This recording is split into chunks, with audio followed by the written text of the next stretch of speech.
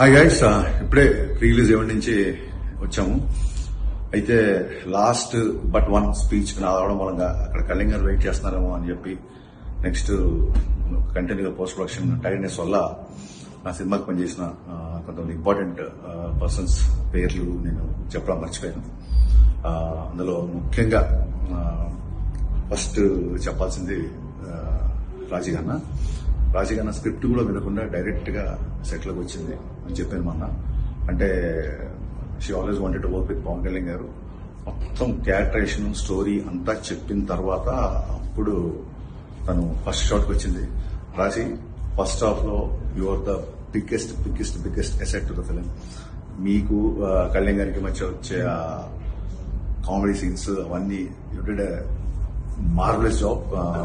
And please, ఇందాక event లో కంగారులో కళ్యాణ్ గారు నెక్స్ట్ నా తర్వాత ఆయన మాట్లాడాలి కాబట్టి ఆయన వెయిట్ చేస్తున్నారు. ఆ వెయిట్ చేస్తున్న దాంట్లో నేను యాంగ్జైటీలో త్వరగా ఫినిష్ చేయాలని చెప్పి నీ పేరు చెప్పడం మర్చిపోయాను.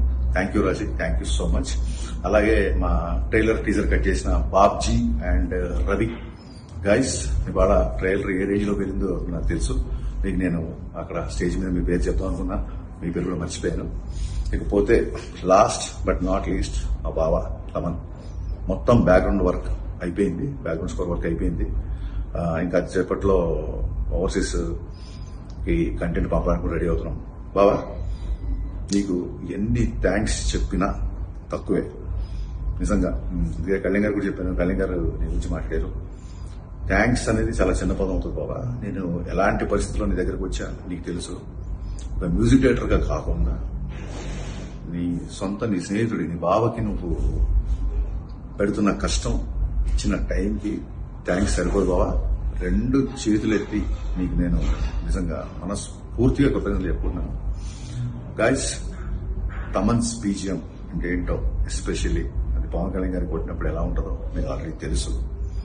ఈసారి తమన్ చేసే రచ్చ మామూలుగా ఉండదు. కుమ్మి కుమ్మి కుమ్మి ఇలా కొట్టేసాడు. ఇంకా మీరు మన ట్రైలర్కి చూశారు అండ్ రేపు సినిమాలో చూస్తారు. నేను ఎంత అంటే తమన్ దగ్గరకు వచ్చిన తర్వాత నా కాన్ఫిడెన్స్ డబుల్ అయిపోయిందని చెప్పొచ్చు. తమన్ మ్యూజిక్ గురించి మాటల్లో కాకుండా రేపు ఆ సౌండ్, ఆ రీసౌండ్ అన్ని మీరు వింటారు.